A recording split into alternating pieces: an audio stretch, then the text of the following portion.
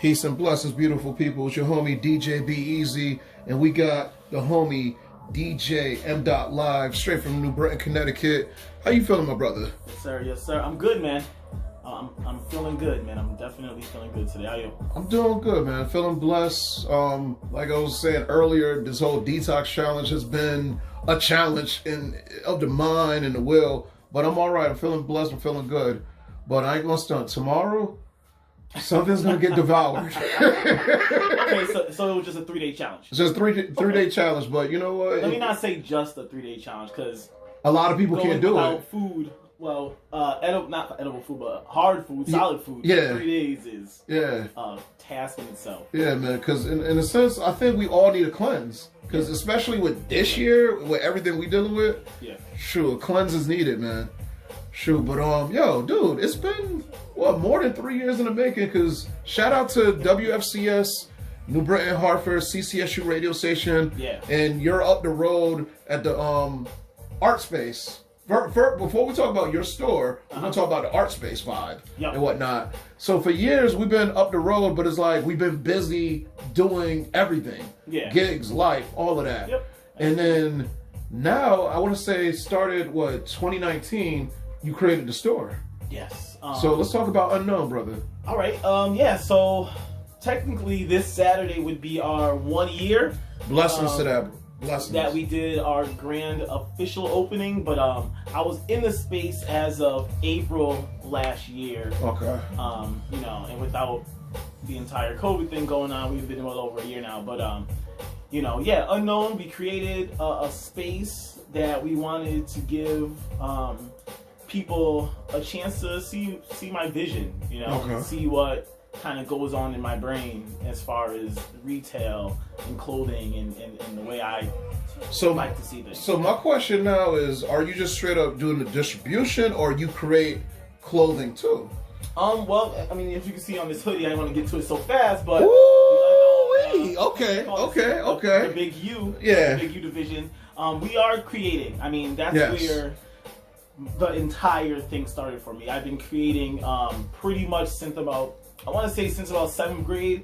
My mom gave me a sewing machine, and you know, back in the day, you used to take home ec. Yes. Home ec. Yo, so that's crazy how they robbed us at school. But continue.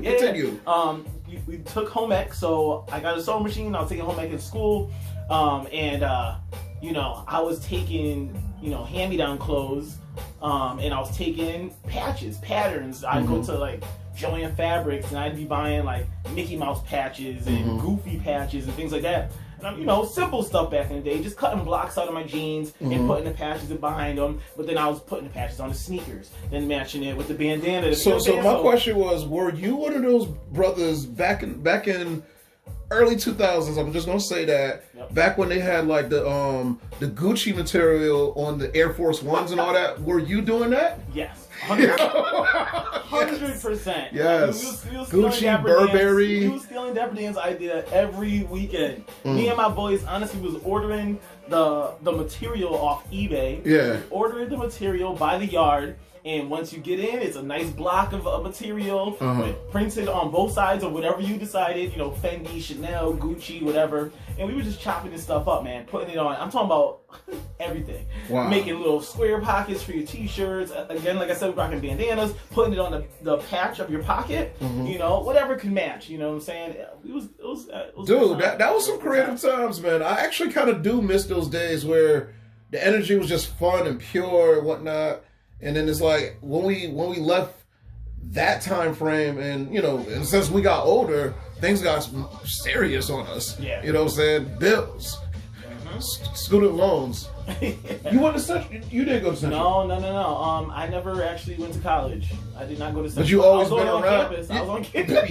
You were partying. Yeah, man. Absolutely. Oh man. Being over there crazy all the time. Dude, okay, so we're gonna segue real quick.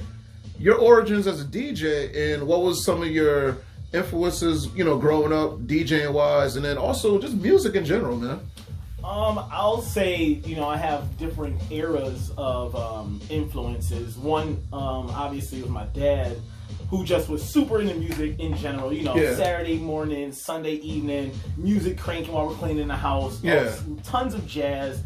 Really? You know, back in the day when you actually had to travel in a car to go places, I mean, he'd make his own mixes, teaching us, you know, how you press rewind and play at the same time to slow the track down and move on to it. It was crazy. Yo, he used to that was some times, bro. He put us on to a ton of game.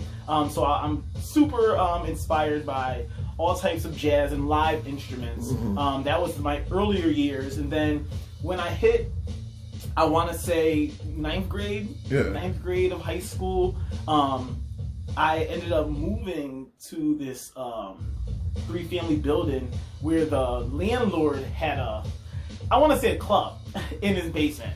Excuse me. One day, yo, I'm telling you, it was crazy. Wow. So one day I'm like going up and down the stairs and I'm hearing this loud music on a Sunday. I go knock on the door, I go down there, and this dude has like 212s set up, Technique turntables, big mixer, and records everywhere. And he's playing reggae music all day, all night. Wow. And I'll tell you, from that moment, that's when DJ MDOT was born. Nice. 100%. Because it was set up for you right there, and it's like, all the practicing you need to do is your neighbor. It's right there. And then we started throwing parties right there in that spot. And anybody who knows New Britain knows those Henry Street parties back in the day was crazy. To the point that you never went to a club. We didn't start doing a French club until our party started getting shut down. Straight up. And a French club, that's a name I haven't heard in a minute. Yo, that was my introduction when I was like, sophomore, junior at CCSU, and it's like right across the campus is like Elmer's and then French Club.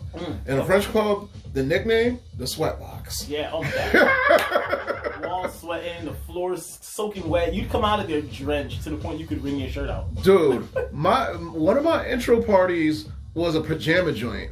So that was like insane. Yeah. Insane. Yeah, so the Sweatbox, pajama, like crazy. Shout out to all the young ladies with the pajamas. And I'll just say that. My God. Oh man.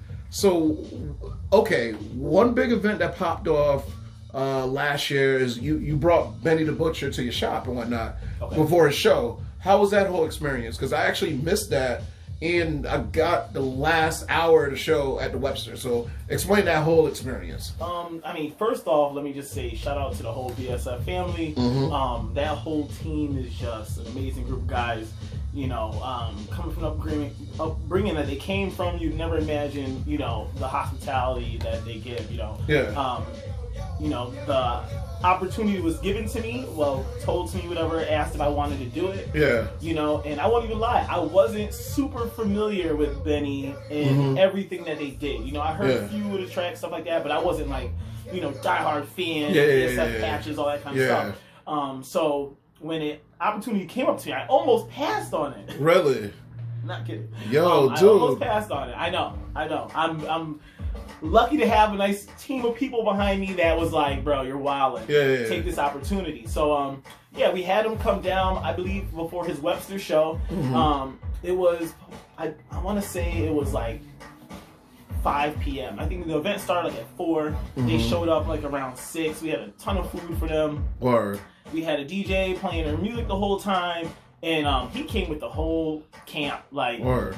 The first time he came, because he ended up coming twice. The first time he came with everybody. He came with City Boy, who brings all their gear and all their clothes. We ended up having like a little pop shop inside. You know, all his followers was there. I mean, literally probably one of the times I had the most amount of people in the store, period, at capacity, for sure, indoor and outdoor. Word. You know, you wouldn't even... I want to say that Benny, thank you. That's what I can say. Yeah, because the thing is, as an artist, he brought back a lost art of just you know, the rhymes, the punchlines, the flow, all of that. Because at that time, everything was like super trap.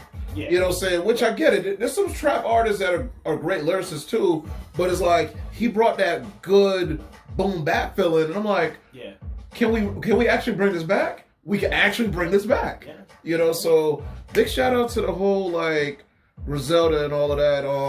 Was Conway the Machine there too, or just Benny? I just can say Benny. Benny, okay. That's what I can say. Benny and his team, all of his camp. And, you know, I don't want to burst anybody's bubbles yet, but we are working on something as of right now with DJ Big Mike. So, you know. When you say you're working on something, I'm excited. Yeah. Something's going to pop off. I'm with it. Let's go. Let me know what's happening. And shoot, we're here. I'll definitely hit you up, man. Word. Okay, so the store versus all the COVID restrictions. How have you been maneuvering through all this madness? Well, I'll say, beforehand, you know, the store was probably at its peak. Yes. 100% for sure. We were at our peak, you know, I mean, the traffic was insane online. Mm-hmm. I'm not going to say online, but in store, the traffic was pretty much insane. Every day was a good day. Mm-hmm. When COVID hit, you know, you have to kind of sit and think, like, man, all right, you know, I'm investing all this money monthly on rent, on lights, on cable, and also on merchandise. And it's the time that COVID hit was like kind of cold-ish, you know what I mean? So the store closes down. I have a store full of cold clothes, of winter clothes, pretty much. We're going into summer almost. You're like, man, you know, what can I do? So honestly, for like, I want to say I sat down for like 3 weeks, kind of not doing anything. Mm-hmm. You know, I mean, I popped by the store. I was home every day. I'm thinking. Then I was like, you know what? Let's just get on it. Yes. So I started selling masks, man. I started making masks in the store by hand. I got 2 sewing machines. I bought all the utensils. I was watching all the YouTubes. Mm-hmm. You know, I already knew how to sew, but you know, I had to get into it and learn how to do the mask. And the mask jumped off. You know, a newspaper picked it up. And then we started doing PPE products. Nice. And then as those things were going on, you know, clothing sort of kind of to jump back into it. So we started doing bundle deals, doing wholesale deals to other stores that may or may not have been hurting. You know, and then we really started pushing the website. You know, most focus on the website with all my old inventory and then whatever I was getting in there. So, you know, getting through it wasn't easy, but we did get through it. And now with the restrictions, you know, it's just changing lanes of what people are buying because, you know, clubs are sort of open, you want to say that, but people aren't buying going out clothes because there's not that much things to do. So they're buying more comfortable clothes. Yeah. And that's what it was. Switching gears, learning what's selling and what's not, and just getting it into the store. So as of right now, we're doing pretty well. And what else is going to happen is last Thursday, they actually did the whole, like, okay, if your restaurant, your bar, you know, is open and you have the proper codes in, you can have, like, you know, 75% capacity. Yeah. So with that happening, that can actually help out because in a sense, people want to look good when they go to the bar and the restaurant. Yep. So that's actually going to help out, especially in the greater Hartford, New Britain area. Yeah. I know Manchester, they've been doing their own thing, which I get every time. Like, I didn't know. Every time is different when it comes down to certain restrictions and whatnot. Okay. So the thing is, the market is going to open up, and I feel like with 2021, dude, you're gonna make a killing again because you already got a game plan, and for the simple fact you did not quit because there's some businesses that was just like, we can't take this hit no more. We're throwing in the white towel with all that, but you kept it rolling. So that's what I'm saying. You're gonna benefit from keeping it rolling, keeping the game plan happening. Thank you. No doubt. I see it. It's happening. And your energy is speaking on it and whatnot. So speaking into existence. Exactly, bro. So tell us, like, shout out the website and also show us that hoodie one more time, man. Oh yeah, the Big U division. Yeah. Available in store as of right now. Yeah. In yellow, black, and red. You know, kind of homage to the Wu-Tang Clan. That's kind of what we did. Nice. Shout out to my mans over at Apple Valley Design Shop for always coming up with some creative content. But yeah, it's unknownclothing.us. Unknown spelled regularly, clothing spelled regularly. It's just a .us versus a .com. You can find us on all social media at Unknown Clothing CT. And then you know, we have a Facebook page. We're working on our TikTok page as of right now.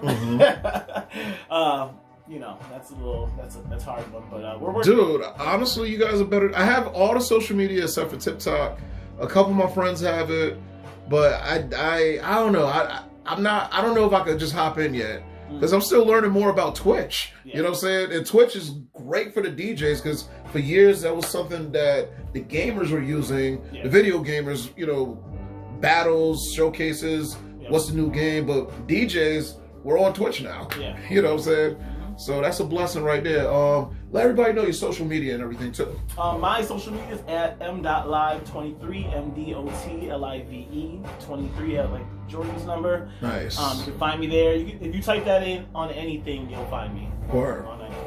Yo, dude, peace and blessings, and we're gonna do another one of these, and then keep me posted on anything that's popping off. Guys, visit the store, support your own. You know, if you're from Hartford, West Hartford, New Britain, Newington, what's that town right next to New Britain too? Kensington, all of that. You know, so support your peoples and whatnot. Yeah, so, stop down. Come by the store. We're open 6 days a week. Monday through Saturday. We open every day at 11 a.m. It's 18 Main Street, New Britain, Connecticut. You'll see the big unknown sign on there. And definitely look out for the flyer dropping for our pop-up next week with Flyer Club on Saturday the 24th. That's going to be crazy. Those guys really got some heat, so definitely shout out to them for real, yo. And yo, peace and blessings, everybody. We'll be back, yo. All right, now. Appreciate it. No doubt.